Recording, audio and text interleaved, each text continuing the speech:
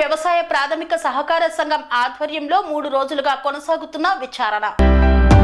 జిల్లా రామాయంపేట మండలం కోనాపూర్ ప్రాథమిక వ్యవసాయ సహకార సంఘంలో అవినీతి జరిగినట్లు వచ్చిన ఆరోపణల నేపథ్యంలో 3వ రోజు విచారణ కొనసాగుతోంది. మాజీ పిఎసిఎస్ చైర్మన్ దేవేందర్ రెడ్డి 2 కోట్ల రూపాయల అవినీతికి పాల్పడ్డారంటూ గతంలో ఇచ్చిన ఫిర్యాదు మేరకు ప్రభుత్వం విచారణ అధికారిగా అంజయ్యను నియమించారు. 3 రోజులుగా విచారణ కొనసాగుతోంది. పాత డైరెక్టర్లు, కొత్త డైరెక్టర్లు, పిఎసిఎస్ సిబ్బంది, పాత సీఈఓ గోపాల్ రెడ్డితో పాటు చైర్మన్ దేవేందర్ రెడ్డిని అధికారులు విచారించారు. 3వ రోజు విచారణకు దేవేందర్ రెడ్డి హాజరై నివేదికను సమర్పించారు. పూర్తి స్థాయిలో విచారణ చేపట్టి ఉన్నత అధికారులకు నివేదిక సమర్పిస్తామని విచారణ అధికారి అంజయ్య తెలిపారు.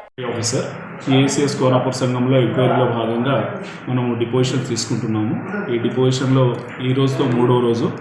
ఈరోజు పాత అధ్యక్షులైనటువంటి దేవేందర్ రెడ్డి గారు, పాత సీఈఓ అయినటువంటి గోపాల్ రెడ్డి గారు డిపోజిషన్స్ తీసుకున్నాము. వారితో పాటుగా హెచ్పిసిఎల్ పెట్రోల్ బంక్లో పనిచేసే ఉద్యోగుల యొక్క డిపోజిషన్స్ కూడా తీసుకుంటున్నాము.